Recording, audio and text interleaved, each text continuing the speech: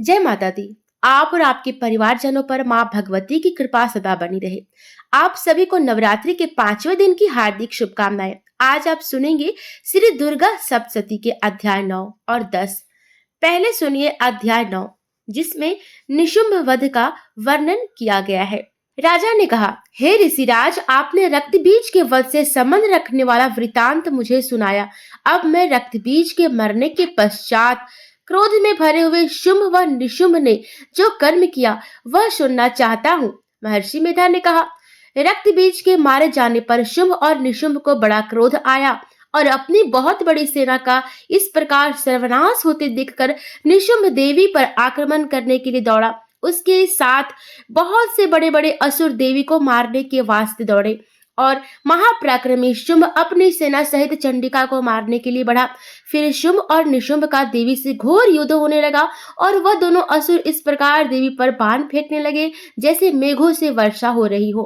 उन दोनों के चलाए हुए बाणों को देवी ने अपने बाणों से काट डाला और अपने शस्त्रों की वर्षा से उन दोनों दैत्यों को चोट पहुंचाई। निशुंभ ने तीक्ष्ण तलवार और चमकती हुई ढाल लेकर देवी की शिव पर आक्रमण किया। अपने वाहन को चोट पहुंची देखकर देवी ने अपने क्षुप्र नामक वाहन से निशुंभ की तलवार व ढाल दोनों को ही काट डाला। तलवार और ढाल कट जाने पर निशुंभ ने देवी पर शक्ति से प्रहार किया। देवी ने अपने चक्र से उसके 2 टुकड़े कर दिए। फिर क्या था, दैत्य मारे क्रोध के जल भुन गया और उसने देवी को मारने के लिए उसकी ओर शूल फेंका, किंतु देवी ने अपने मुक्के से उसको चूर चूर कर डाला। फिर उसने देवी पर गदा से प्रहार किया। देवी ने त्रिशूल से गदा को भस्म कर डाला। इसके पश्चात वह फरसा हाथ में लेकर देवी की ओर लपका। देवी ने अपने तीखों बाणों से उसे धरती पर सुला दिया। अपने पराक्रमी भाई निशुंभ के इस प्रकार से मरने पर शुंभ क्रोध में भरकर देवी को मारने के लिए दौड़ा। वह रथ में बैठा हुआ उत्तम आयुधों से सुशोभित अपनी 8 बड़ी बड़ी भुजाओं से सारे आकाश को ढके हुए था। शुंभ को आते देखकर देवी ने अपना शंख बजाया और धनुष की टंकोर का भी अत्यंत दुष्ट शब्द किया। साथ ही अपने घंटे के शब्द से, जो कि संपूर्ण दैत्य सेना के तेज को नष्ट करने वाला था, संपूर्ण दिशाओं में व्याप्त कर दिया।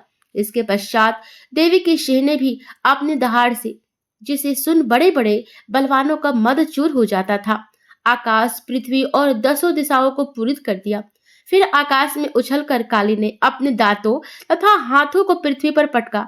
उसके ऐसा करने से ऐसा शब्द हुआ जिससे कि उससे पहले के सारे शब्द शांत हो गए। इसके पश्चात शिवदूती ने असुरों के लिए भय उत्पन्न करने वाला अट्टहास किया, जिसे सुनकर दैत्य थर्रा उठे और शुंभ को बड़ा क्रोध हुआ। फिर अंबिका ने उसे, अरे दुष्ट, खड़ा रह कहा तो आकाश से सभी देवता जय हो बोल उठे।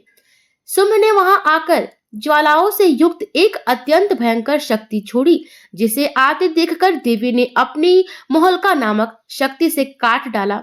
हे राजन, फिर शुंभ के शहनाद से तीनों लोक व्याप्त हो गए और उसके प्रतिध्वनि से ऐसा घोर शब्द हुआ जिसने इससे पहले के सब शब्द को जीत लिया।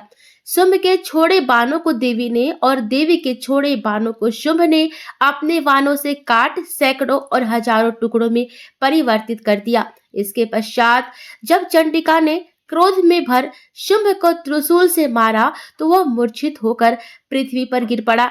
जब उसकी मूर्छा दूर हुई तो वह धनुष लेकर आया और अपने बाणों से उसने देवी, काली तथा सिंह को घायल कर दिया। फिर उस राक्षस ने 10,000 भुजाएं धारण करके चक्रादि आयुधों से देवी को आच्छादित कर दिया। तब भगवती दुर्गा ने कुपित होकर अपने बाणों से उन चक्रों तथा बाणों को काट डाला। यह देखकर निशुंभ हाथ में गदा लेकर चंडिका को मारने के लिए दौड़ा। उसके आते ही देवी ने तीक्ष्ण धार वाले खड़ग से उसकी गदा को काट डाला। उसने फिर त्रिशूल हाथ में ले लिया। देवताओं को दुखी करने वाले निशुंभ त्रिशूल हाथ में लिए हुए आता देखकर चंडिका ने अपने शूल से उसकी छाती पर प्रहार किया और उसकी छाती को चीर डाला। शूल विदीर्ण हो जाने पर उसकी छाती में से एक उस जैसा ही महापराक्रमी दैत्य ठहर जा कहता हुआ निकला। उसको देखकर देवी ने बड़े जोर से ठहाका लगाया। अभी वह निकलने भी ना पाया था कि उसका सिर अपनी तलवार से काट डाला। सिर के कटने के साथ ही वह पृथ्वी पर गिर पड़ा। तदंतर सिंह दहाड़ दहाड़ कर असुरों का भक्षण करने लगा और काली शिवदूती भी राक्षसों का रक्त पीने लगी। कुमारी की शक्ति से कितने ही महादैत्य नष्ट हो गए। ब्रह्मा जी के कमंडल के जल से कितने ही असुर समाप्त हो गए। कई दैत्य महेश्वरी के त्रिशूल से विदीर्ण होकर पृथ्वी पर गिर पड़े और वाराही के प्रहार से छिन्न भिन्न होकर धराशायी हो गए। वैष्णवी ने भी अपने चक्र से बड़े बड़े महापराक्रमियों का कचूमर निकालकर उन्हें यमलोक भेज दिया और इंद्र से कितने ही महाबली राक्षस टुकड़े टुकड़े हो गए।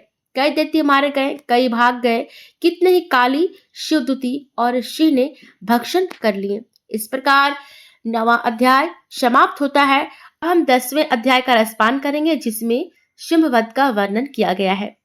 महर्षि मेधा ने कहा, हे राजन, अपने प्यारे भाई को मरा हुआ तथा सेना को नष्ट हुई देखकर क्रोध में भरकर दैत्यराज शुंभ कहने लगा, दुष्ट दुर्गे, तू अहंकार से गर्व मत कर, क्योंकि तू दूसरों के बल पर लड़ रही है। देवी ने कहा, हे दुष्ट, देख मैं तो अकेली ही हूँ। इस संसार में मेरे सिवा दूसरा कौन है? यह सब मेरी शक्तियां हैं। देख, यह सब की सब मुझ में प्रविष्ट हो रही हैं। इसके पश्चात ब्राह्मणी आदि सब देवियां उस देवी के शरीर में लीन हो गई और देवी अकेली रह गई। तब देवी ने कहा, मैं अपनी ऐश्वर्य शक्ति से अनेक रूपों में यहाँ उपस्थित हुई थी। उन सब रूपों को मैंने समेट लिया है। अब अकेली ही यहाँ खड़ी हूँ, तुम भी यहाँ ठहरो। महर्षि मेधा ने कहा। तब देवताओं तथा राक्षसों को देखते देखते देवी तथा शुंभ में भयंकर युद्ध होने लगा। अंबिका देवी ने सैकड़ों अस्त्र शस्त्र छोड़े। उधर दैत्यराज ने भी भयंकर अस्त्रों का प्रहार आरंभ कर दिया। देवी के छोड़े हुए सैकड़ों अस्त्रों को दैत्य ने अपने अस्त्रों द्वारा काट डाला। इसी प्रकार शुंभ ने जो अस्त्र छोड़े उनको देवी ने अपनी भयंकर हुंकार के द्वारा ही काट डाला। दैत्य ने जब सैकड़ों बाण छोड़कर देवी को ढक दिया तो क्रोध में भरकर देवी ने अपने बाणों से उसका धनुष नष्ट कर डाला। धनुष कट जाने पर दैत्येंद्र ने शक्ति चलाई, लेकिन देवी ने उसे भी काट कर फेंक दिया। फिर दैत्येंद्र चमकती हुई ढाल लेकर देवी की ओर दौड़ा, किंतु जब वह देवी के समीप पहुंचा तो देवी ने अपने तीक्ष्ण बाणों से उसकी चमकने वाली ढाल को भी काट डाला। फिर दैत्येंद्र का घोड़ा मर गया, रथ टूट गया, सारथी मारा गया। तब वह भयंकर मुगदर लेकर देवी पर आक्रमण करने के लिए चला, किंतु देवी ने अपने तीक्ष्ण बाणों से उसके मुगदर को भी काट दिया। इस पर दैत्य ने क्रोध में भरकर देवी की छाती में बड़े जोर से एक मुक्का मारा। दैत्य ने जब देवी को मुक्का मारा तो देवी ने भी उसकी छाती में जोर से एक थप्पड़ मारा। थप्पड़ खाकर पहले तो दैत्य पृथ्वी पर गिर पड़ा, किंतु तुरंत ही वह उठ खड़ा हुआ। फिर वह देवी को पकड़कर आकाश की ओर उछाला और वहां जाकर दोनों में युद्ध होने लगा। वह युद्ध ऋषियों और देवताओं को आश्चर्य में डालने वाला था। देवी आकाश में दैत्य के साथ बहुत देर तक युद्ध करती रही। फिर देवी ने उसे आकाश में घुमाकर पृथ्वी पर गिरा दिया।